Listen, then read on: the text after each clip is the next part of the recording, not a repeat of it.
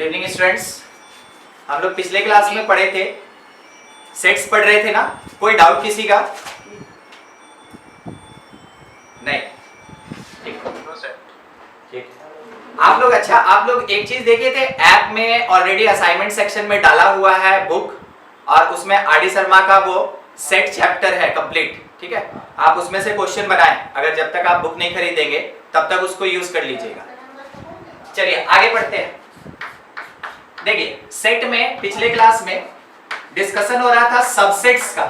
Subsets के meaning के बारे में क्या बताया गया था कि अगर किसी एक सेट का पार्ट होता है, एक सेट का पार्ट होता है, उसको हम लोग सबसेट कहते हैं।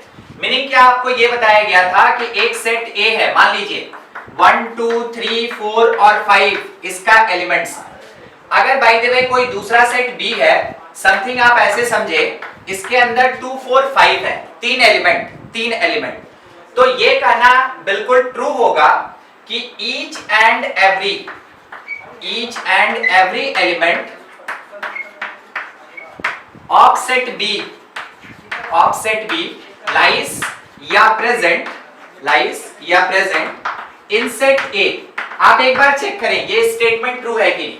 बोला ये गया कि बी में जितना भी एलिमेंट्स है, कौन कौन, 2 4 और 5, बी के अंदर जितना भी एलिमेंट है वो सेट ए के अंदर प्रेजेंट है। ये स्टेटमेंट मेरा ट्रू है। अगर कभी ऐसा होता है कि किसी सेट का सारा एलिमेंट किसी दूसरे सेट में प्रेजेंट हो, वैसे केस में हम लोग डिक्लेयर करते थे कि then set B is the subset of set A. Statement क्या पढ़ा गया? Set B is subset of set A, ये कहा गया। इसका मतलब ये हुआ कि मेरे सामने ये जो नोटेशन है, ये नोटेशन किस चीज का है? सबसेट का है। पिछले क्लास में हम लोग इसके बारे में डील किए थे। अगर इसमें आप देखें तो दो नोटेशन आपको एक साथ दिख रहा है। इसका एक मीनिंग ये होगा कि may be B proper subset A हो जाए या फिर बी इक्वल्स टू ए हो जाए। देखिए दो चीज, without equal to this notation called proper subset. ठीक है, पिछले क्लास में ये पढ़े थे, बस थोड़ा सा रिवाइज कर दे रहे हैं क्योंकि यही टॉपिक आगे बढ़ेगा। अगर इक्वालिटी नहीं लगा है then it is called proper subset. अगर इक्वालिटी लगा है then it is only called subset. यहां पे बोला जा रहा है set B equals to set A, equal to set A. इन दोनों स्टेटमेंट के बेसिस पे देखिए आप कंक्लूजन क्या निकाल सकते हैं। अगर एक सेट किसी दूसरे सेट से छोटा है और उसका सारा एलिमेंट दूसरे सेट में प्रेजेंट है, तो वैसे केस में बोलेंगे कि छोटा जो सेट है, जिधर क्लोज वो छोटा सेट है, जो छोटा सेट बी है is the proper subset of set ए, जिधर ओपन वो बड़ा होगा, जिधर क्लोज वो छोटा होगा। या फिर जो सेट बी है वो सेट ए के इक्वल है। मीनिंग हमको दो चीज पता चला। एक गिवन सबसेट का सबसेट निकालने के लिए, एक गिवन सेट का सबसेट निकालने के लिए उससे छोटे सेट को भी कंसीडर करेंगे और उसके इक्वल सेट को भी कंसीडर करेंगे। तो अभी आपके सामने ये जो टॉपिक लिखा ना, इसके लिए आप लेस भी ले सकते हैं और इसके लिए आप इक्वल टू भी ले सकते हैं। ये चीज आपको पिछले क्लास में बताया गया था। अब देखिए आज का जो मेन पार्ट है वो ये है कि लिस्टिंग करेंगे हम लोग, लिस्टिंग ऑफ सबसेट्स। किसी एक सेट के सबसेट्स का लिस्टिंग करेंगे, कौन कौन सा पॉसिबल सबसेट हो सकता है। एक सेट दिया, उसका कौन कौन पॉसिबल सबसेट हो सकता है वो कैसे कैलकुलेट करते हैं, उसका लिस्टिंग करना है। एग्जांपल के लिए मान लीजिए एक सेट ए दिया, कुछ भी नाम रख सकते हैं, ठीक है, वो क्वेश्चन में गिवन रहेगा। कर्ली ब्रेस के अंदर लिखा ए और बी, बस दो एलिमेंट ए और बी, और बोला गया right all subsets of set A, A का जितना पॉसिबल सबसेट हो सब लिख के दिखाओ। देखिए लिखने का हमेशा एक सीक्वेंस होता है, किस तरीके से काम करेंगे इस पे थोड़ा विशेष ध्यान रखिएगा। समझते चलिए क्या करना है, कैसे करना है। सबसे पहले सबसेट लिखते समय आपका पहला लिस्टिंग होना चाहिए विथ एलिमेंट 0 एलिमेंट के साथ। दूसरा लिस्टिंग आप स्टार्ट करेंगे विथ सिंगल एलिमेंट। तीसरा लिस्टिंग आप स्टार्ट करेंगे विथ 2 एलिमेंट्स, ठीक है, और सो ऑन, ये चलता जाएगा। कब तक चलेंगे? जब तक सेट के अंदर जितना एलिमेंट है उतना नहीं मिल जाए तब तक इसको प्रोसीड करते जाएंगे। अब बिल्कुल इस चीज को अलग अलग कैटेगराइज करके कैलकुलेट करके दिखाया जा रहा है आपको, ध्यान से। All sets with zero element, एक मिलेगा 5, आपको याद है इसका नाम, इसको कहते थे एम्प्टी सेट और नल सेट, ठीक है, या नल सेट कहते थे, या फिर एक और नाम था क्या, वॉइड सेट। तीनों में से कोई भी बिल्कुल बिल्कुल। अगर सिंगल एलिमेंट है तो किसी भी एक एलिमेंट को लेके कर्ली ब्रेस में क्लोज करें, यानी curly brace A and curly brace B. Single single element के साथ दो सबसेट, टू एलिमेंट के साथ तो दो एलिमेंट के साथ एक ही हो सकता है ए और बी कंटेन करने वाला। आप यहां काउंट करें कितने सबसेट्स का फॉर्मेशन हुआ, 1 2 3 4, यानी आप यहां पे कह सकते हैं all possible subsets of the set containing A and B, that will be equals to first subset is 5, second subset is A, third is B and fourth subset containing A and B both। आप यहाँ count करें कि कितने subset का formation हुआ, 4, ठीक है 4, तो आप मेंशन कर सकते हैं 4 पॉसिबल सबसेट्स। इस गिवन सेट का 4 पॉसिबल सबसेट हो सकता है। क्या नंबर ऑफ सबसेट निकालने का कोई फॉर्मूला है, ध्यान से सुनेंगे। If set contain n elements, set contain n elements, अगर सेट के अंदर n नंबर ऑफ एलिमेंट्स है तब, then number of subsets that is equals to 2 to the power n। कितना हो जाएगा, 2 to the power n, ठीक है 2 to the power n। देखिए इस बात को थोड़ा ट्रू करते हैं। आप यहां देख रहे हैं नंबर ऑफ एलिमेंट्स कितना है, 2, नंबर ऑफ एलिमेंट्स 2, यानी n का वैल्यू इस गिवन सेट के लिए 2 हो गया, तो इसका सबसेट 2 का पावर 2 कितना आएगा, 4। आप यहां काउंट कर सकते हैं, ठीक है। सोच के जवाब दीजिएगा। देखिए अगर किसी को आंसर ना देना हो तो आप अपना माइक ऑफ रखिए, ठीक है। आंसर देना है आप बिल्कुल ऑन रखिए, ठीक है। मान लीजिए एक सेट B है और इस B के अंदर -1 0 1 और 3 है, बोलिए तो नंबर ऑफ सबसेट्स कितना होगा, 16। इट मींस आपका जो कैलकुलेशन था वो 2 to the power 4 करके था और फाइनलाइज करके आप बताएं कि देखिए सर इसमें ना 16 सबसेट्स हो सकता है। अब उसमें कौन कौन सा सबसेट होगा सुनते चलेंगे, ठीक है। 0 एलिमेंट के साथ होगा, सिंगल एलिमेंट के साथ होगा, 2 एलिमेंट्स के साथ होगा, 3 एलिमेंट्स के साथ होगा और लास्टली 4 एलिमेंट्स के साथ खत्म होगा। तो सर कहां से स्टार्ट किया और कहां तक जाएंगे, बिल्कुल वहां तक जाएंगे जितना एलिमेंट्स इसके अंदर एग्जिस्ट कर रहा है, यानी 4 एलिमेंट तक जाएंगे। उससे पहले 3 एलिमेंट वाला भी लेंगे, उससे पहले 2 एलिमेंट वाला भी आएगा, उससे पहले 1 एलिमेंट का आएगा और स्टार्ट कहां से करेंगे, 0 एलिमेंट से। तो 0 एलिमेंट के लिए क्या कोई दूसरा ऑप्शन भी है मेरे पास, नहीं। 0 एलिमेंट के लिए आपके पास कोई ऑप्शन नहीं है, चाहे कुछ भी सेट दिया हो, 0 एलिमेंट्स के साथ हर बार आपको 5 ही लिखना है, ठीक है। तो ये स्टार्टिंग हो गया और एंड पॉइंट कौन, जबकि सेट के अंदर जितना एलिमेंट है एग्जैक्टली उतना पुट कीजिएगा, वही एंड होगा। ये स्टार्टिंग, ये एंड। क्या आपको सबसेट लिस्टिंग करने में अभी जितना पार्ट बताया गया कहीं कुछ डाउट है तो आप जरूर पूछें, नहीं तो नोट कीजिएगा इसको, आगे बढ़ेंगे फिर।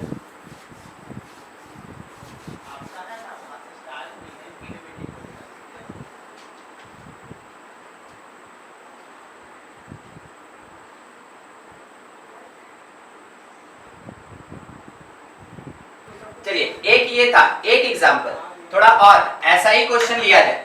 मान लीजिए जैसे हमसे ये बोला गया कि राइट सबसेट्स ऑफ सेट सी नाम था और इसके अंदर में एलिमेंट्स क्या क्या एग्जिस्ट कर रहा है वो देख लीजिए, 2 5 9। कोई बताएगा नंबर ऑफ सबसेट्स कितना होगा, 8। जब आपके पास ये टारगेट सेट होगा ना कि 8 सबसेट्स लिखना है, तो बाय द वे अगर आप किसी को मिस भी करेंगे तो आपके दिमाग में तो ये बना हुआ है ना कि हमको 8 पूरा करना है, तो उसके लिए आप है ना कहीं से सोच भी सकते हैं कि भाई मेरा छूटा क्या। इस कारण से हमेशा जब भी सबसेट्स लिखना हो जरूर अपने माइंड मेकअप करके रखें कि टोटल सबसेट्स होगा कितना। तो सबसे पहला काम हमेशा होता है टोटल नंबर ऑफ सबसेट्स, ये पता कर लेना, और ये हमेशा 2 टू द पावर n होगा, और यहाँ 3 एलिमेंट है तो 2 का पावर 3 मींस 8, हमको 8 पूरा करना है। तो जब हम सबसेट्स का लिस्टिंग करेंगे तो सबसे पहला 5 विथ 0 एलिमेंट, 1 2, फिर बोलते चलिए अगर कोई बता सकता है। इसके बाद 2 2 यानी 2 एलिमेंट का 2 5, फिर कौन 5 9, फिर कौन 2 9, एकदम ठीक। अब सेकंड एलिमेंट वाला खत्म, अब केवल एक ही होगा थर्ड का, 2 5 और 9, 3 एलिमेंट का एक ही होगा। काउंट किया जाए 1 2 3 4, 1 2 3 4 5 6 7 8, टोटल कितना 8 सबसेट्स कंप्लीट, 8 जैसे हो जाए कंप्लीट, ठीक है। ये हो गया सबसेट्स लिखना। अब इसके साथ में थोड़ा 1-2 पॉइंट पे आप ध्यान देते चले क्या क्या लिखा जा रहा है, ठीक है। लिस्टिंग करेंगे अभी। 5 is subset of each and every set, each and every set, हर एक सेट का 5 हमेशा सबसेट होता है, ठीक है। ये अपने आप में एक क्वेश्चन भी है कि 5 कौन से सेट का सबसेट होता है, तो चाहे कोई भी सेट दे दिया जाए 5 हमेशा उसका सबसेट होगा, ईच एंड एवरी सेट। दूसरा पॉइंट, सेट, कोई भी given set is the subset of itself. इसका मतलब क्या हुआ, एक सेट अपने आप का सबसेट होता है, यानी आप ये कह सकते हैं कि set A is the subset of set A, set B is the subset of set B, set C is the subset of set C, ऐसे बोला जा सकता है। हर एक सेट अपने आप का सबसेट होगा, always true. 5 is the subset of each set, always true, always true, ये स्टेटमेंट, ठीक है। नेक्स्ट देखिए, आप ये कह सकते हैं कि यहाँ पे ये जो curly brace, third number curly brace 2 है, is the proper subset of given set C। Set का नाम C था, हम क्या लिखे, curly brace 2 with single element, curly brace 2 is the proper subset of C। बोलिए ट्रू की फॉल्स। ट्रू, ट्रू होगा, ये ट्रू होगा, ये स्टेटमेंट ट्रू है मेरा। दूसरी बार कोई ये बोल रहा है कि this is the subset of set C, बोलिए ट्रू की फॉल्स। ये भी ट्रू, ये भी ट्रू। सर दोनों ट्रू कैसे, दोनों, क्योंकि वो और में आता है। बिल्कुल एकदम आपका स्टेटमेंट सही। देखिए ये 2 पार्ट में डिवाइड होगा ना, आइदर इसको फुलफिल करे या फिर इसको फुलफिल करे।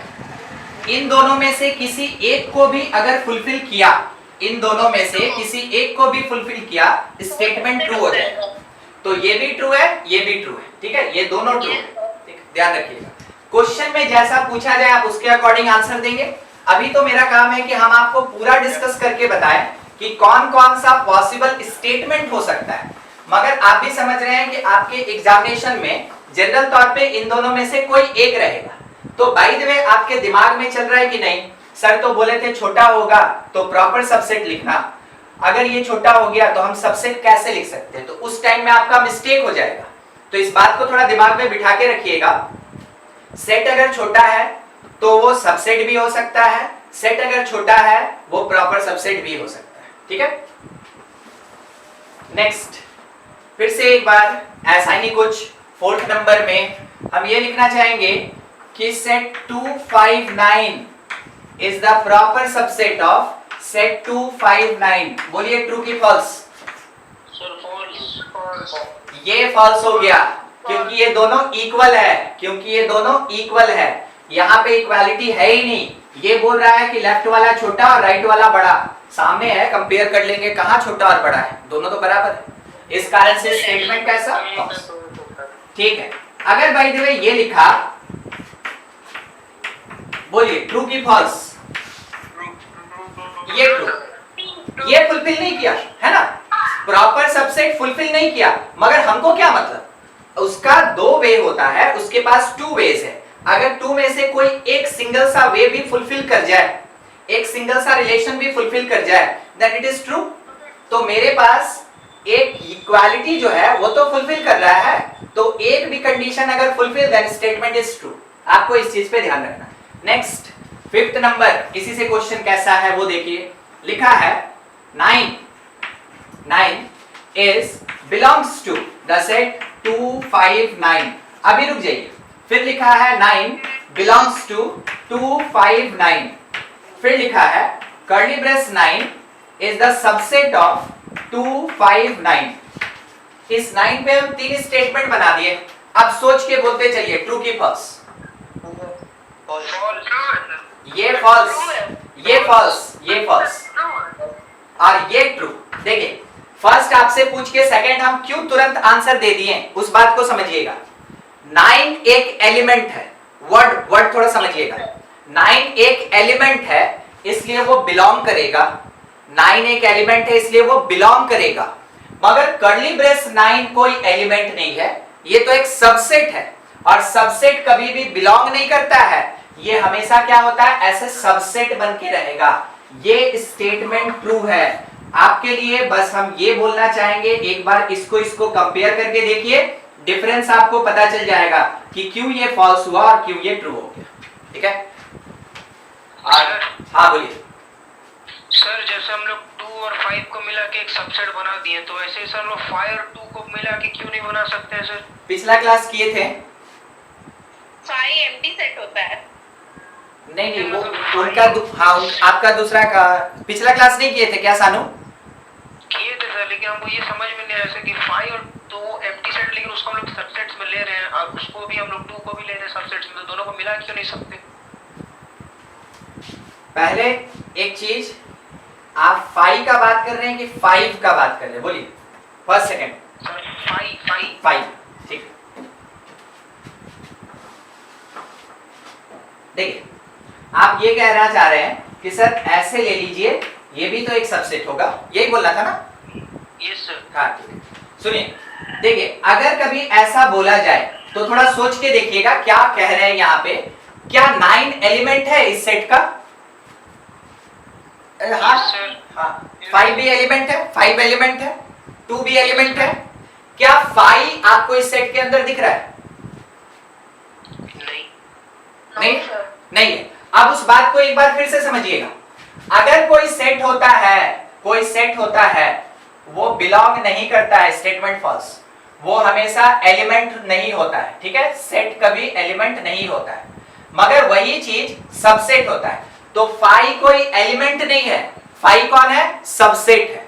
5 कौन है? सबसेट है। और जब हम यहाँ पे सबसेट का फॉर्मेशन कर रहे हैं तो उस सबसेट के फॉर्मेशन में अंदर कर्ली ब्रेस के अंदर जो भी लिखा गया है, all are elements not any set, जो भी लिखे हैं 5 लिखे, 9 लिखे, 2 लिखे, जो भी लिखे, वो सब का सब क्या है? एलिमेंट है। क्या बात क्लियर हुआ? कर्ली ब्रेस में अगर एलिमेंट रखेंगे तो वो सबसेट होगा। 5 क्योंकि खुद में सबसेट है इसलिए एलिमेंट की तरह बिहेव नहीं करेगा। ठीक है, यस सर। और किसी को कोई क्रॉस क्वेश्चन पूछिए, कुछ भी डाउट तो नहीं है? चलिए ठीक है, आप इसको नोट करेंगे और एक क्वेश्चन दे रहे हैं, बस बताना है ट्रू फॉल्स। आप अपनी कॉपी में बना लेंगे, बाद में हम लोग डिस्कस कर लिया जाएगा। ठीक है, देखिए क्या लिखा हुआ है, particularly 2 4 is the subset of 2 5 9। आपको बस ट्रू फॉल्स बताना है, एकदम कर लीजिएगा उसको। उसके बाद 2 is the proper subset of 2 5 9। ठीक है, 8 नंबर क्वेश्चन में क्या लिखा? 2 5 9 belongs to 2 5 9। ठीक है, आप इसको नोट कर ले और इसके लिए ट्रू फॉल्स करके रखे, जो भी हो रहा है उसके बाद होने के बाद डिस्कस कर लिया जाएगा। ठीक है, नोट कर।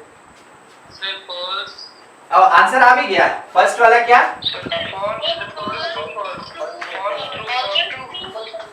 फॉल्स ट्रू और ये फॉल्स ना, ठीक है। Yes. चलिए ठीक है, सबका आंसर ये आना चाहिए, ठीक है। नोट किया जाए, कुछ भी डाउट है तो पूछ लें।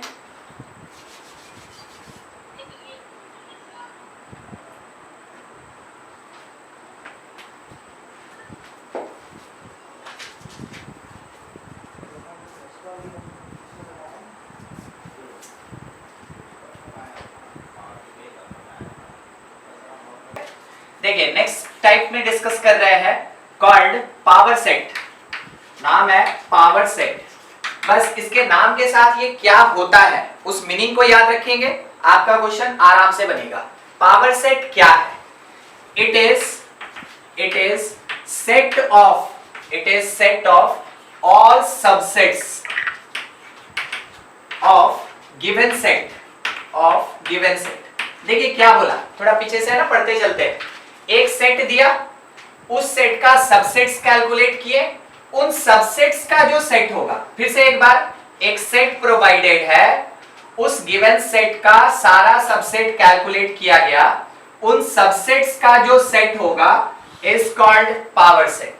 ठीक है, तो सबसेट को जब कर्ली ब्रेस में क्लोज करेंगे, सबसेट्स को जब कर्ली ब्रेस में क्लोज करेंगे, then it becomes power set. ठीक है, देखिए जैसे मान लीजिए एग्जांपल के लिए, अगर कोई एक सेट है, ज्यादा बड़ा नहीं लेके चल रहे हैं, ठीक है, यहां पे मेरे पास 5 है और 7, दो एलिमेंट, इसका सारा सबसेट सम लिख लिए। तो इसका जो सबसेट हम लोग सीखे हैं उसके अकॉर्डिंग 5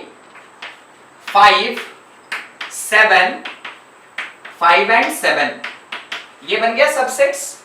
इन सबसेट्स को अगर आप कर्ली ब्रेस में क्लोज कर देते हैं, इन सबसेट्स को अगर आप कर्ली ब्रेस में क्लोज कर देते हैं, ये बन जाएगा power set of A.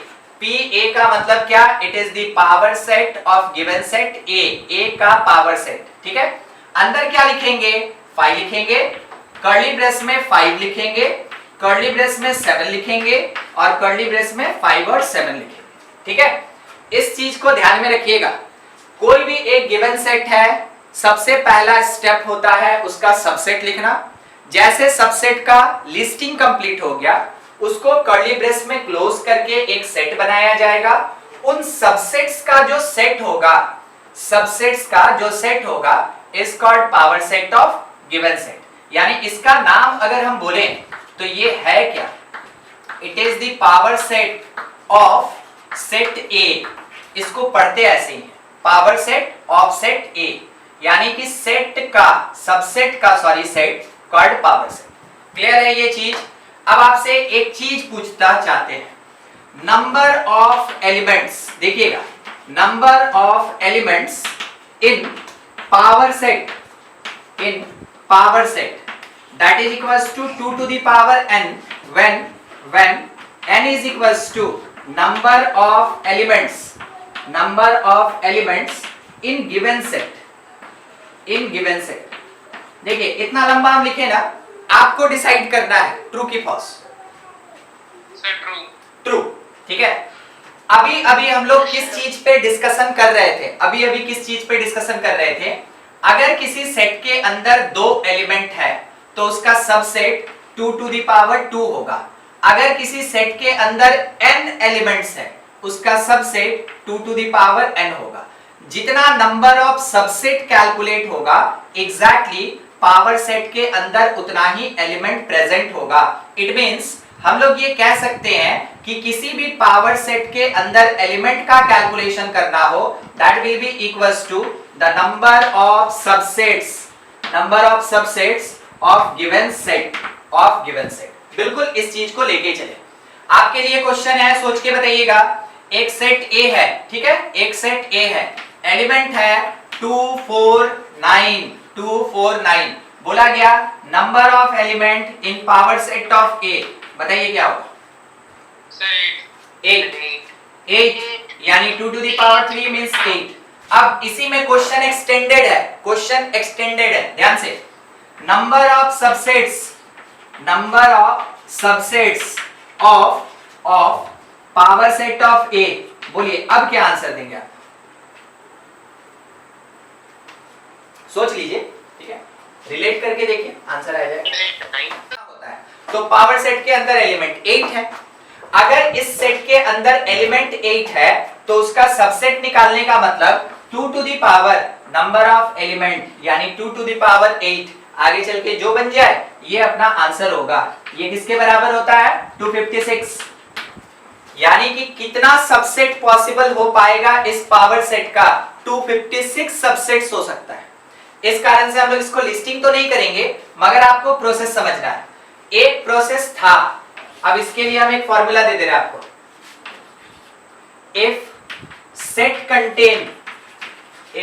Contain n elements, ठीक है, तो वैसे केस में number of subsets of its power set that is equals to 2 to the power n। ये आंसर है।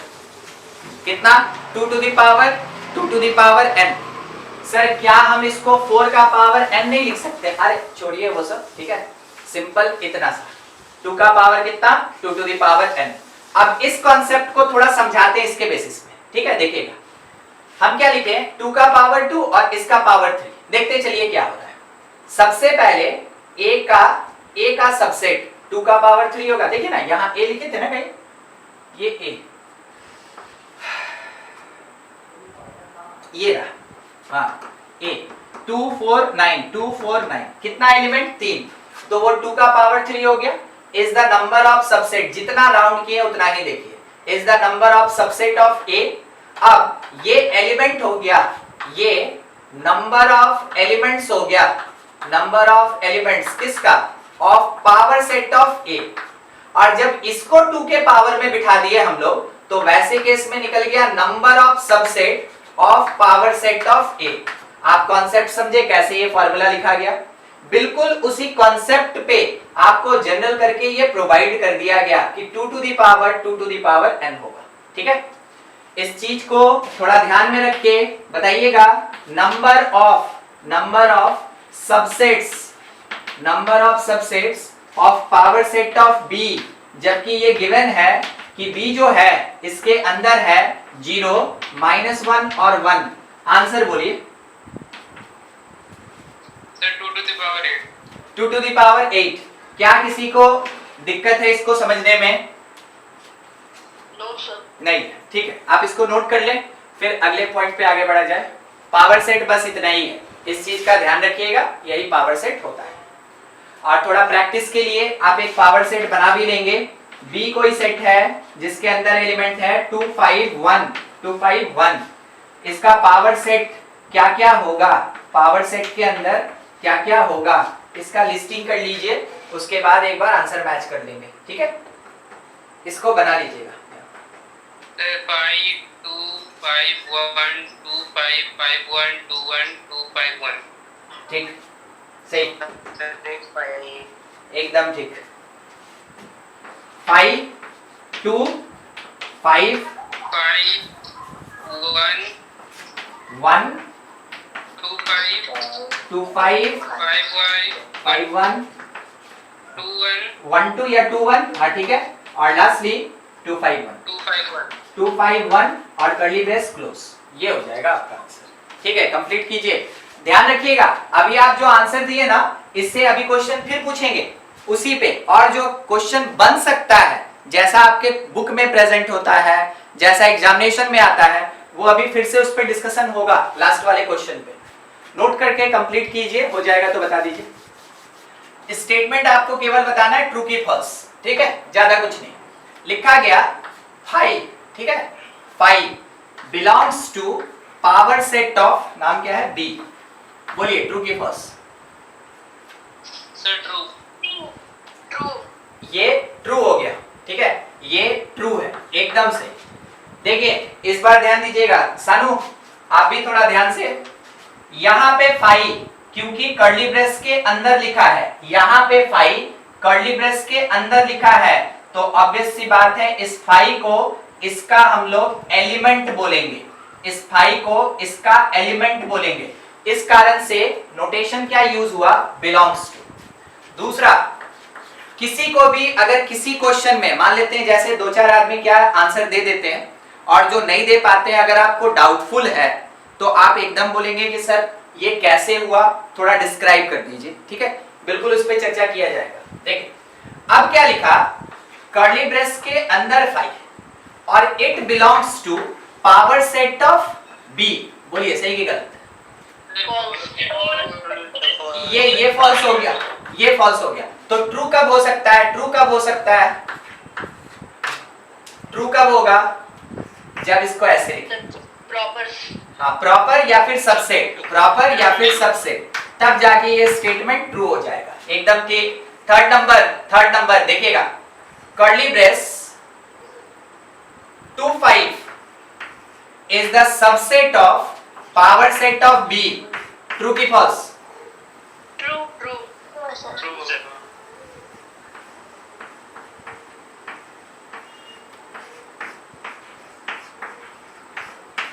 अब कंपेयर करके बोलिए दोनों में से कौन। आप ऐसे बोलेंगे ना, फर्स्ट वाला पहले बोलिए, ट्रू की फॉल्स बोलिए। अच्छा ये फॉल्स है और सेकंड ट्रू। ठीक है। देखिए डिफरेंस आपको समझ में आया ना, जब दोनों आमने सामने था। कारण है अगर सिंगल कर्ली ब्रेस लगा है, सिंगल कर्ली ब्रेस के साथ पहचानने का कोशिश कीजिएगा, वो चीज यहां देखिए प्रेजेंट है, कर्ली ब्रेस के साथ प्रेजेंट है, कहां पे, सेट के अंदर, यानी कि सिंगल कर्ली ब्रेस होगा तो वो पावर सेट का एलिमेंट होगा, ना कि सबसेट होगा।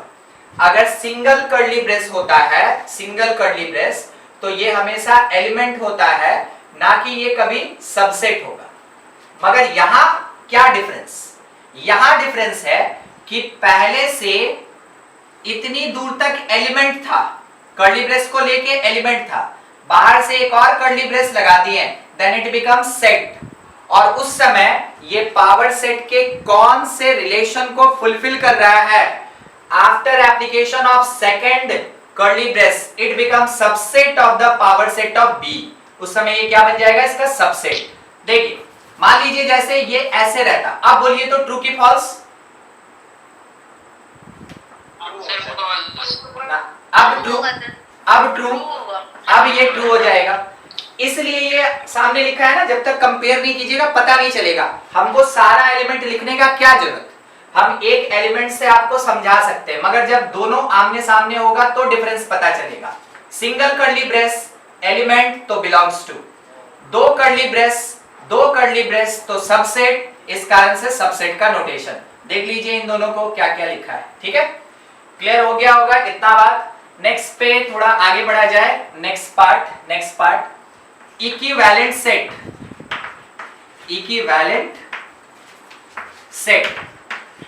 देखिए किसको बोलते हैं इक्विवेलेंट सेट, ठीक है, इक्विवेलेंट सेट किसको कहा जाता है, if sets contain same number of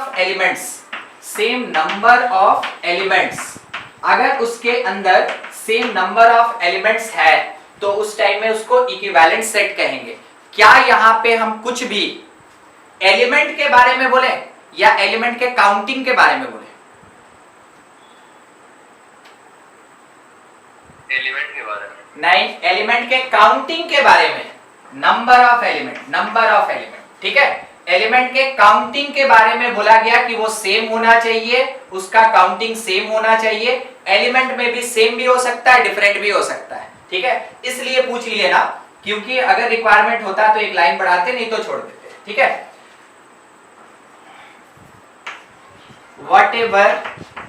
whatever the elements चाहे कुछ भी रहे, मगर नंबर ऑफ एलिमेंट्स सेम होना चाहिए, उस टाइम में वैसे सेट को इक्विवेलेंट सेट्स कहते हैं, ठीक है। देखिएगा ए लिखा है 2 5 9 जैसा लिए थे, बी लिखा है ए बी सी, सी लिखा हुआ है, सी सेट एक और दिया हुआ है -1 11 1 22, ठीक है, और डी सेट लिखा हुआ है 2 5, ठीक है, 2 5। अब देखिए इक्विवेलेंट का क्या नोटेशन होता है, कैसे यूज करते हैं उसको समझिएगा। स्ट्रेट लाइन इक्वल टू, अगर इसी को थोड़ा सा कर्ली बना दें ऐसे, ऐसे curly, then it becomes equivalent. Equivalent का नोटेशन आपको ऐसे थोड़ा सा कर्ली बना के रिप्रेजेंट कर देना है, ठीक है, स्ट्रेट मत कीजिएगा। सोच के बताइएगा, ए इक्विवेलेंट सी, ट्रू की फॉल्स? इसमें भी 3 एलिमेंट, इसमें भी 3 एलिमेंट, क्योंकि दोनों का नंबर ऑफ एलिमेंट सेम है, इसलिए ए सी का इक्विवेलेंट होगा, ये ट्रू। अच्छा, बोला गया बी इक्विवेलेंट सी, ट्रू की फॉल्स?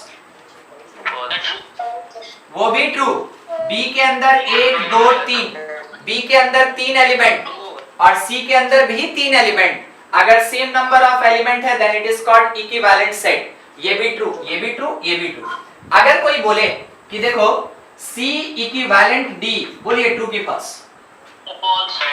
क्योंकि C के अंदर 3 एलिमेंट है, C के अंदर 3 एलिमेंट और D के अंदर 2 ही एलिमेंट है, इस कारण से ये फॉल्स है, ठीक है, ये फॉल्स है। आई थिंक इक्विवेलेंट सेट ज्यादा बड़ा नहीं होता है, आप इसको समझ गए होंगे क्या होता है इक्विवेलेंट सेट। छोटा छोटा पार्ट, एकदम स्टार्टिंग छोटा छोटा पार्ट, हर चीज आपको सीखना है। अभी एप्लीकेशन का टाइम आने वाला है, अभी बस सीखना है, ठीक है। अच्छा, नेक्स्ट जो टाइप होता है is called equal set. Equal set किसको बोलते हैं? Equal set. If each and every element of two or more sets are identical, यानी सेम, ठीक है, आइडेंटिकल। अगर कभी भी 2 या 2 से ज्यादा सेट का हर एक एलिमेंट सेम हो, आइडेंटिकल हो, तब जाके उन सेट्स को क्या बोलते हैं हम लोग? Equal set. देखने का कोशिश कीजिएगा, ए है, ठीक है, और थोड़ा समझिएगा, 2 4 6, बी है 4 6 2, सी है 1 4 6। लिखे हम A is equals to B, true की फॉल्स? ट्रू, ये ट्रू। ये लिखा गया कि B is equivalent to A, true की फॉल्स? ये भी ट्रू, ये भी ट्रू। इक्विवेलेंट काउंटिंग पे डिपेंड करेगा, इक्विवेलेंट, ठीक है, नोटेशन ध्यान रखना है, इक्विवेलेंट, ठीक है, ये भी ट्रू। अच्छा, अगला, अगर बोला गया B equal to C, true की फॉल्स?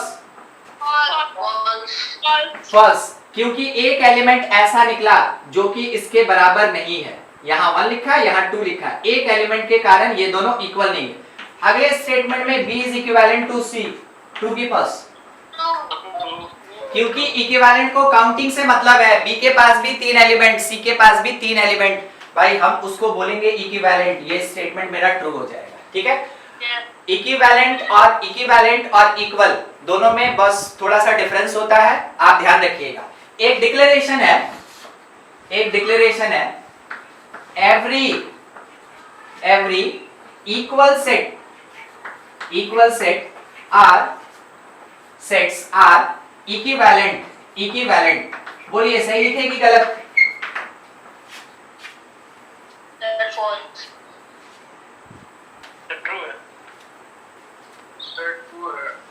चलिए चेक करते हैं, ठीक ना, चेक करते हैं। अगर इक्वल है तो इक्विवेलेंट भी है, देखिए ट्रू हुआ। अगर इक्वल है तो इक्विवेलेंट भी है, ट्रू हुआ।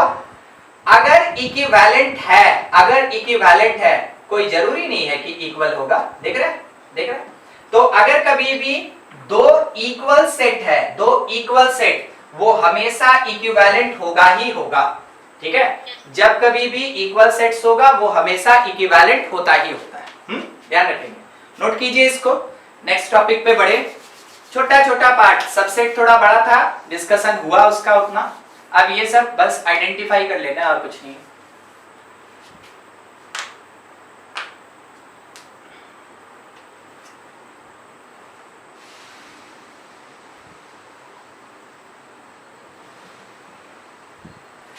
चलिए देखिए, नेक्स्ट पार्ट पे बढ़ते हैं, is called operation on sets. Set का ऑपरेशन नहीं करना है, सेट के ऊपर ऑपरेशन करना है। कौन सा ऑपरेशन? चिटफाड़ वाला नहीं, मैथमेटिकल ऑपरेशन। अच्छा, सेट का मैथमेटिकल ऑपरेशन क्या क्या होता है? सबसे पहला union of set. Union union का मतलब एकजुट होना, बहुत शुद्ध हिंदी में बात करें ना तो एकजुट होना। इसका मतलब है कि मल्टीपल सेट्स को एक जगह पे कलेक्ट कर देंगे, जोड़ देंगे, then it is called union of set. तो यूनियन ऑफ सेट क्या होता है? It is a set obtained after taking elements of each and every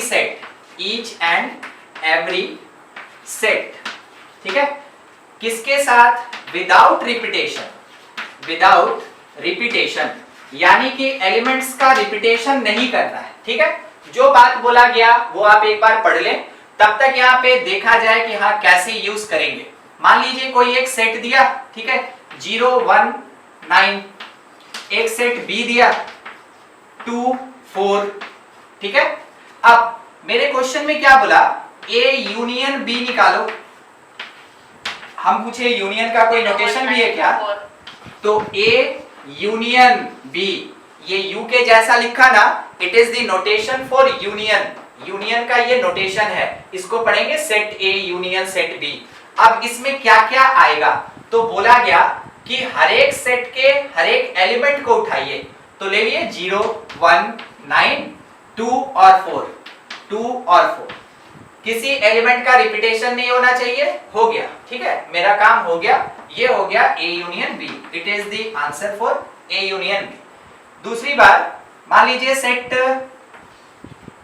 एक और एग्जांपल में एक सेट ए दिया इज 1 -1 3, एक सेट बी अपने पास प्रोवाइडेड है, इट इज 0 1 3। बोला गया ए यूनियन बी बताओ। हम क्या लिखे ना, पहले वाले सेट का सारा एलिमेंट ले लिए, उसके बाद चेक किए 1 है, नहीं लिखेंगे, -1 याद आई, 0 नहीं है, 0 लिख दिए, 3 प्रेजेंट, हो गया मेरा, ठीक है, ये हो गया मेरा आंसर। तो क्या किए, सेट ए का 1 -1 3 प्रेजेंट, सेट बी का 0 1 3 प्रेजेंट, यानी कि गिवन सेट्स का हर एक एलिमेंट यूज किए, और किसी भी एलिमेंट को हम रिपीट नहीं होने दिए। It is the perfect answer for A union B, ठीक है? ए यूनियन बी का ये आंसर होगा। अगर कोई रिपीट कर दे तो आप एक स्टेप बढ़ा दीजिएगा, रिपीटेशन वाले एलिमेंट को हटा दीजिएगा, ठीक है? मगर कभी भी फाइनल आंसर में रिपीटेड एलिमेंट नहीं लिखा जाता है। देखिए, ये था यूनियन। नेक्स्ट एक और एग्जांपल, क्या 2 ही सेट में हो सकता है? नहीं, 3 में भी हो सकता है। ए कोई सेट ए बी का, बी कोई सेट बी सी का, सी कोई एक set B C D E का, ठीक है? बोला गया A union B union C, बताओ क्या होगा? यानी तीनों सेट के हर एक एलिमेंट को लेंगे। अच्छा बोलिए, इसके आगे आप बोलिए, आंसर दीजिए।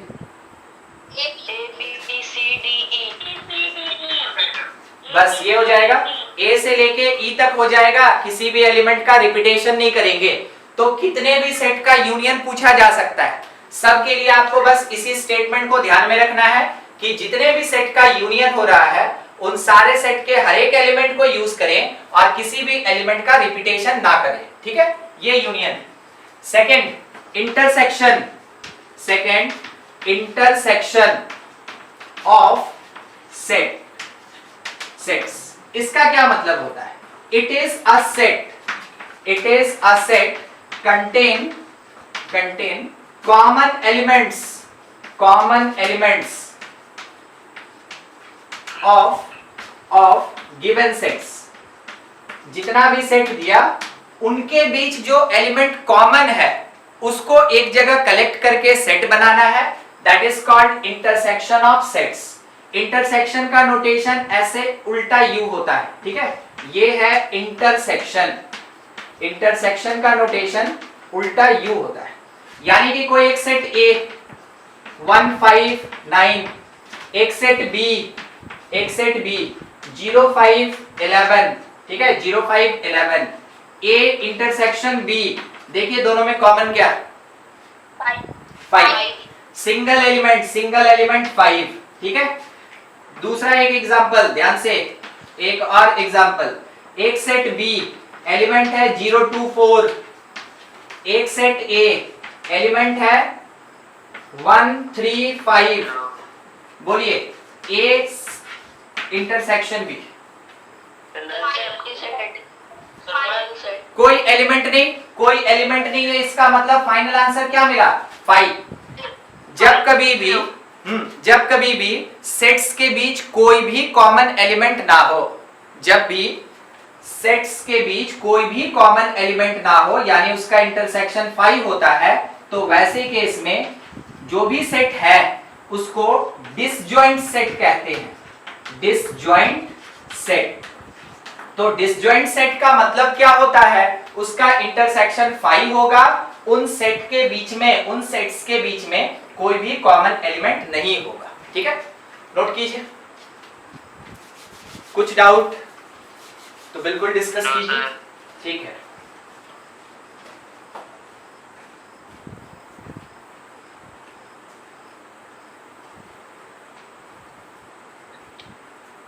स्क्रीनशॉट ले लिए सर।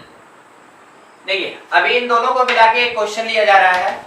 एक सेट ए लिखा है, ध्यान से देखिएगा क्या है। x such that x square minus 5x plus 6 is equals to 0, ठीक है। दूसरा एक सेट b है, x such that x belongs to natural number, x is less than 5, ये बोला गया। अब इसमें से क्वेश्चन ये पहला पूछा, बताओ a यूनियन b कितना, और दूसरा क्वेश्चन सिंपल सा a इंटरसेक्शन b क्या होगा, ठीक है। तो आप थोड़ा क्वेश्चन को पहचान ले, आइडेंटिफाई कर ले। दोनों सेट मैथमेटिकल कंडीशन के साथ, यानी कि ये सेट बिल्डर फॉर्म में है, तो सेट बिल्डर फॉर्म से पहले आप इस टाइप के रोस्टर फॉर्म में कन्वर्ट करेंगे, और उसके बाद आप उसका यूनियन और इंटरसेक्शन कैलकुलेट करेंगे। आप स्टेप समझे। फर्स्ट स्टेप में हमको क्या करना चाहिए कि इसको कन्वर्ट करना है, कन्वर्ट इनटू रोस्टर फॉर्म, इसको रोस्टर फॉर्म में कन्वर्ट करना है। और सेकंड स्टेप में हमको क्या करना होगा? सेकंड स्टेप में इंटरसेक्शन और यूनियन फाइंड करना होगा, ठीक है। इसको फॉलो करेंगे। तो सबसे पहले सेट ए का जैसा बोला गया उसके अकॉर्डिंग रोस्टर फॉर्म, ध्यान से 2 और 3 होगा। सर कैसे? 2 और 3 एकदम ठीक। अगर किसी को नहीं समझ में आया तो बहुत अच्छे तरीके से एक बार यहाँ कोशिश कीजिएगा। इसको लिख सकते हैं 3x - 2x + 6। It is called middle split of quadratic equation. तो मिडिल स्प्लिट करके इतना लिखा गया। यहाँ से x कॉमन, x - 3 बच गया इन दोनों में से -2 ले लिए, x - 3 = 0। इसको लिखे x - 2 x - 3 is 0, ठीक है। एक बार x - 2 0 तो x का वैल्यू 2 आया, एक बार x - 3 0 तो x का वैल्यू 3 आया। x का पॉसिबल वैल्यू 3 और 2, वही चीज यहाँ लिखा हुआ था, both are roots of the quadratic. अच्छा b के बारे में कोई बताएगा? 1 2 3 4 1 2 3 4, 5 से लेस नेचुरल नंबर। देखिए a और b रोस्टर फॉर्म में मिल गया। जैसे ये रोस्टर फॉर्म में मिला, अब आपका काम है यूनियन निकालना और इंटरसेक्शन निकालना, ठीक है। ये चीज आप में से लगभग सबको आता होगा, नहीं आता होगा तो हम यहाँ पे बता दिए। अब बस आपका काम है 2-4 बार प्रैक्टिस कीजिएगा, आ जाएगा, ठीक है। a यूनियन b, आंसर बोलिए। 1 2 3 4 1 2 3 1 2 3 और 4। a इंटरसेक्शन b, आंसर बोलिए। 2 3 2 और 3।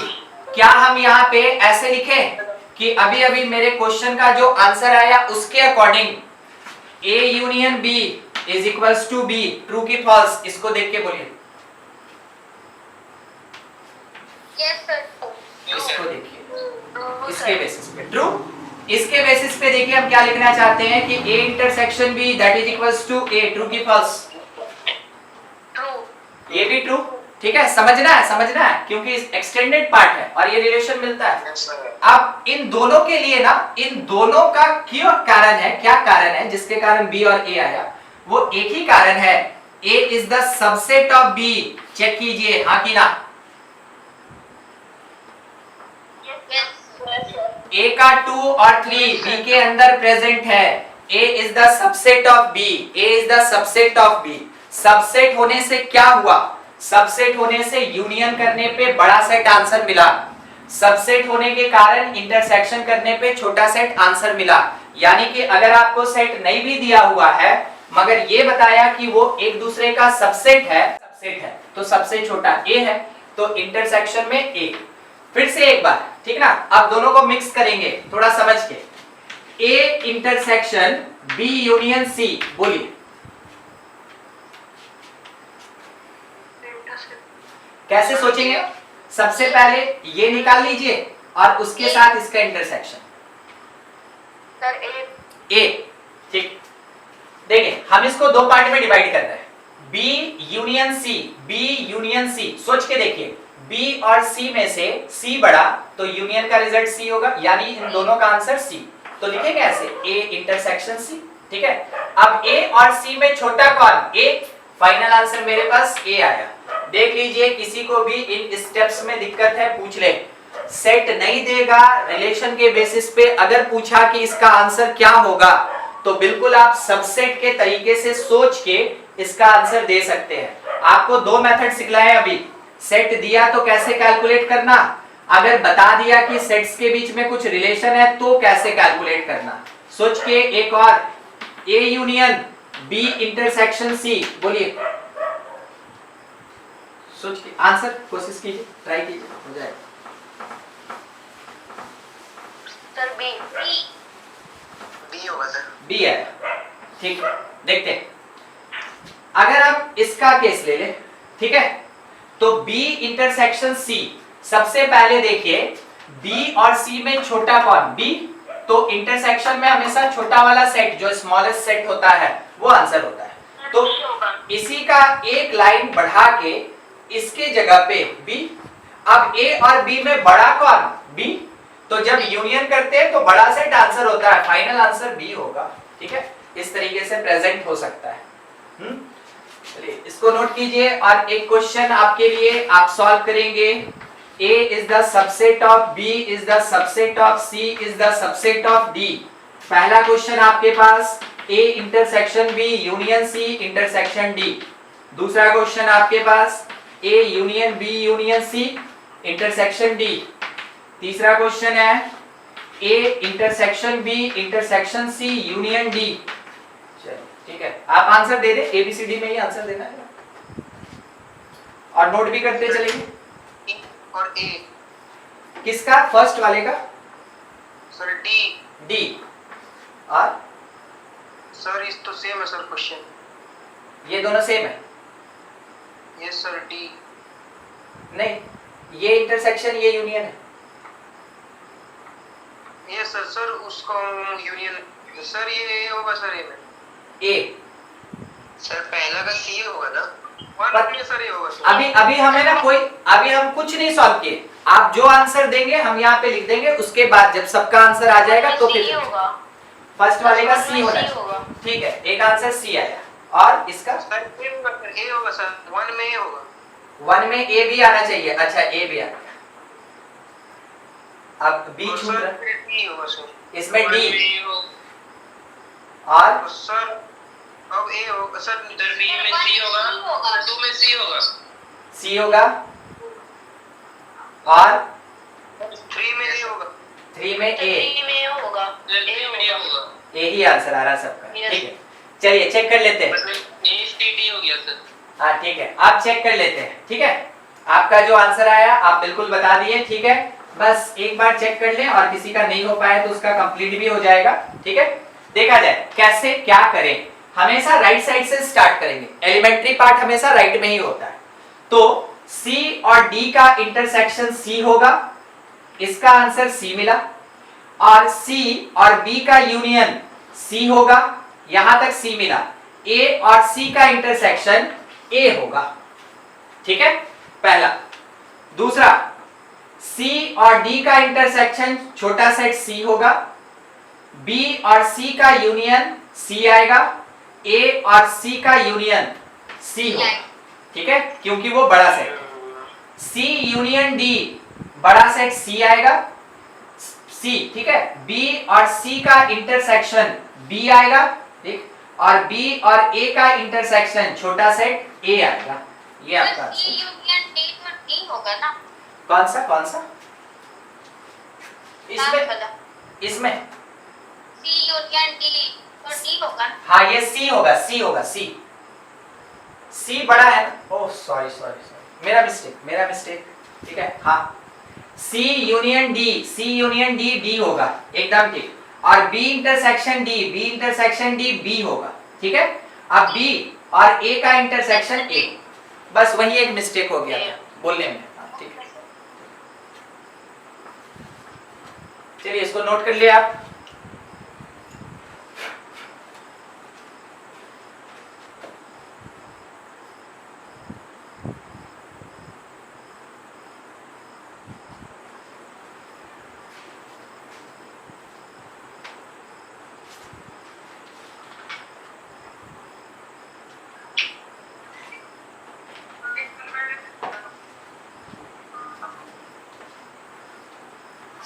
ये वाले क्वेश्चन में जरूरी है कि राइट से लेफ्ट की तरफ जाए? क्वेश्चन का एक पैटर्न होता है, ठीक है। अगर ब्रैकेट्स नहीं दिया है ना, अगर ब्रैकेट्स यूज नहीं किया, तो वैसे केस में आप हमेशा सीक्वेंस रखिएगा कि राइट से लेफ्ट की तरफ। आगे चल के पढ़ेंगे रिलेशन में और फंक्शन में कि अगर कभी भी ऐसे लिखा रहता है ना FOG, तो ये फर्स्ट फंक्शन होता है और ये सेकंड फंक्शन होता है। मैथमेटिक्स इसी पैटर्न को ही अडॉप्ट करके आंसर देता है। तो आप अगर किसी दूसरे सीक्वेंस में चलेंगे तो मे बी आंसर आपका मैच नहीं करेगा, इसलिए हमेशा राइट से लेफ्ट की तरफ ही अडॉप्ट करना स्टार्ट कीजिएगा। एक ऑपरेशन, फिर दूसरा ऑपरेशन, फिर तीसरा, ठीक है। ये इसका पैटर्न है बनाने का, और कुछ नहीं।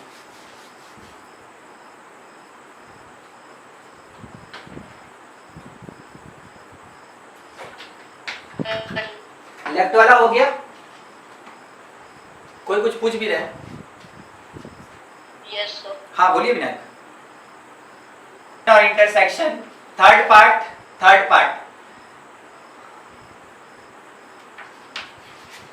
सब्सट्रैक्शन, और इसी को डिफरेंस कहा जाता है, डिफरेंस ऑफ सेट्स, ठीक है। सेट का डिफरेंस, तो जैसे आप सबट्रैक्ट करते हैं, जैसे डिफरेंस निकालते हैं, वैसा ही काम, मगर स्टेटमेंट को ध्यान में रखिएगा, ठीक है। पहला चीज, अगर बोला गया a माइनस बी, नोटेशन वही यूज होगा, माइनस ही लगेगा, a माइनस बी, यानी it is the difference between set a and b। क्या डिफरेंस और किसको प्रायोरिटी? a माइनस बी में जो पहले पोजीशन पे सेट होगा उसको प्रायोरिटी। तो इसका मीनिंग क्या होता है, इसका आंसर कैसे लिखेंगे? a minus B means all elements of set A which not present in set B, set A में से B के सारे एलिमेंट को हटा दीजिए, वही A माइनस बी का आंसर होगा। एग्जाम्पल के लिए सेट A दिया 1 3 5 7, सेट B दिया 2 3 4 5। ध्यान से, A माइनस बी जब निकाला जाएगा, A का एलिमेंट जो B में नहीं है, A का एलिमेंट जो B में नहीं है, तो देखिए 3 प्रेजेंट है तो ये नहीं लेंगे, 5 प्रेजेंट है ये नहीं लेंगे, तो A का कौन सा एलिमेंट है जो B में नहीं है? 1 7। ये होगा A माइनस बी का आंसर। नहीं, हम यहाँ पे स्टेटमेंट केवल किसका बोले? एलिमेंट्स ऑफ सेट A, तो केवल इसके लिए बात करेंगे A का। B का कुछ एलिमेंट अगर छूट जाए उसको इग्नोर करना है, B का एलिमेंट अगर छूट जाए इग्नोर करेंगे। अच्छा, B माइनस A, बिल्कुल इसी कॉन्सेप्ट पे बताइए, तो B माइनस A का आंसर क्या होगा इस क्वेश्चन में? 2 4, यानी B का वो एलिमेंट जो कि सेट ए के अंदर नहीं प्रेजेंट है। ठीक है, अब जब आप आंसर दे दिए तो आपको कुछ रियलाइज भी हुआ होगा कि आप आंसर कौन से तरीके से कैलकुलेट कर रहे हैं। एक फॉर्मूला लिख रहा है, बस थोड़ा देख के बताइएगा सही की गलत। a माइनस बी को हम क्या लिखना चाहते हैं, a में से हटा दें कॉमन पार्ट, बोलिए। चेक सामने है, चेक यस सर, सही है sir. True true. a intersection b, एक बार आप चेक कर लें, a इंटरसेक्शन b 3 और 5 होगा, 3 और 5। Yes sir. अब ऐसे सोचिए कि a में से कॉमन पार्ट हटा दिया गया तो 3 5 हटा दिए, 1 7 इज द आंसर। अगर b माइनस a कर रहे हैं तो b में से कॉमन पार्ट हटा दिया गया, 2 4 आंसर, 2 4 आंसर। यानी कि जब b माइनस a लिखेंगे तो इसको हम b minus a intersection b भी लिख सकते हैं। तो ये जो अपना मेथड लगता है, जो इसका डेफिनेशन होता है, जिससे इसको कैलकुलेट करते हैं, वो एक्चुअल फॉर्म ये, ठीक है, कि a में से कॉमन हटाना, b में से कॉमन हटाना। ठीक है, अच्छा कोई ये बताएगा ट्रू की फॉल्स, a इंटरसेक्शन b जो है ना, ये b इंटरसेक्शन a के बराबर, बोलिए। ट्रू की फॉल्स? सर ट्रू है सर, बात तो बराबर ट्रू है, एकदम ठीक। ये क्या कह रहा है ना, a और b का कॉमन पार्ट, a और b का कॉमन पार्ट यानी दोनों में से लेना है। ये भी बोल रहा है कि b और a का कॉमन पार्ट, तो दोनों में से लेना है, तो दोनों में से एक ही चीज आएगा। अगर हम b इंटरसेक्शन a निकालें, सामने है ना दो सेट, चेक कर ही लेते हैं ना, क्या दिक्कत है। b इंटरसेक्शन a मतलब b का और a का कॉमन पार्ट, तो वो 3 और 5 होगा। आप यहां लिखे 3 और 5। अब देखिए आमने सामने ये सेट इक्वल, इसका मतलब a intersection b, b intersection a के इक्वल। ठीक है, तो इस कारण से आप इसमें ये वाला पार्ट या तो a इंटरसेक्शन b लिखे तो भी सही, अगर आप b minus b intersection a लिखे तो भी सही। ठीक है, देखते चलिएगा। उसी के बेसिस पे डिफरेंस ऑफ सेट में है, एक सेट a है 1 2 3 4 का, एक सेट b है 2 3 5 7 का, एक सेट c है 3 5 9 11 का। ठीक है, पहला क्वेश्चन हमसे ये डिमांड कर रहा है, बताओ a minus b intersection c क्या होगा। ठीक है, आप सॉल्व करेंगे अपनी कॉपी में। दूसरा answer a union b minus c क्या होगा। देखिए प्रायोरिटी के हिसाब से ब्रैकेट लग रहा है और आपको ब्रैकेट के हिसाब से ही काम करना है, बोर्ड मास पड़े हुए। थर्ड, एक मिनट, क्वेश्चन कंप्लीट कर ले। a intersection b union c minus a intersection c, ऐसा। चलिए आंसर अगर आप दे सके तो बहुत बढ़िया, कोई भी। फर्स्ट का 1 2 4 कंफर्म कीजिए, किसी का डिफरेंट आएगा तो जरूर बताइए। 1 2 4। चलिए सबका से इसका बनाइए। सर 3 छोटे और b में जितना भी है 1 2 4 5 7 1 2 4 5 7। ठीक है, ठीक। कहीं भी डाउटफुल होगा ना, अगर आपका आंसर डिफरेंट आ रहा है, आप ऐसे सोचे ना कि मेरा ही गलत है, आप सोचिए कि हाँ हम सही बनाए, तो हम थोड़ा सा पूछ रहे कि हाँ क्या हो रहा है, हो सकता है कि उन लोग का गलत हो जाएगा, मेरा सही हो जाए। तो आप उसके लिए एकदम फिक्र ना करें, आपका जो आंसर आता है बिल्कुल वही बोले, और अगर नहीं आता है तो हमसे पूछें कि हाँ सर कैसे हुआ, आपको बताया जाएगा यहाँ पे। ठीक है, थर्ड सर सेकंड का आंसर 1 2 4 7 होगा। 5 नहीं आ रहा है? No sir. ठीक है कोई बात नहीं, देख ले 1 2 3 4 5 7। ठीक है, हाँ, और उसमें से 5 हटा दिए ना हम लोग। ठीक है, और 3 हटा दिए। हाँ बिल्कुल 5 हटेगा, 5 नहीं होगा। ठीक कीजिएगा, जिनके आंसर में यहाँ 5 था, 5 नहीं होना चाहिए, ये मिस्टेक था। ठीक है, बिल्कुल ऐसे ही डिस्कस करेंगे ना तो क्लास काफी स्मूथ चलता है। नेक्स्ट है यूनिवर्सल सेट, बस छोटा सा टाइप है। ठीक है, क्योंकि इसके बेसिस पे अगला ऑपरेशन हो पाएगा। Universal set, it is largest possible set in question. देखिए इसके साथ पर्टिकुलर बात लग गया, एक क्वेश्चन के लिए यूनिवर्सल सेट अलग होगा तो दूसरे क्वेश्चन के लिए यूनिवर्सल सेट उससे डिफरेंट होगा। तो यूनिवर्सल सेट क्वेश्चन के हिसाब से डिफाइन होता है।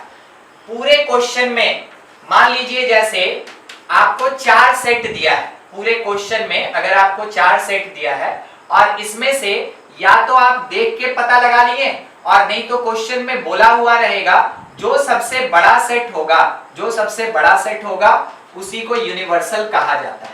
ठीक है, जनरल तौर पे इसको यू से डिनोट करते हैं, कैपिटल यू से। मगर आपके क्वेश्चन में वो किसी भी नोटेशन से रिप्रेजेंट किया हुआ रह सकता है। मे भी हो सकता है कभी बी बोलेगा, कभी कैपिटल एक्स बोला जाएगा, कभी कैपिटल वाई बोला जाएगा, वो आपके क्वेश्चन में मेंशन रहेगा। जिस किसी भी सेट में, पर्टिकुलरली एक क्वेश्चन में जिस किसी भी सेट में सबसे ज्यादा एलिमेंट होगा, जो सबसे लार्जेस्ट सेट होगा, उसी को हम लोग बोलेंगे यूनिवर्सल सेट। ठीक है, जनरल तौर पे रिप्रेजेंटेशन कैपिटल यू से, अदरवाइज कोई भी नोटेशन हो सकता है। क्या यूज, कहां पे यूज करते हैं उस चीज को देखिए, केवल आइडेंटिफाई करने आना चाहिए। कॉम्प्लीमेंट ऑफ सेट में यूज करते हैं, कॉम्प्लीमेंट ऑफ सेट में यूज करते हैं। तो सेट का कॉम्प्लीमेंट कैसे रिप्रेजेंट करेंगे और क्या होता है? ठीक है, तो आप कह सकते हैं complement of set this set contain all elements of universal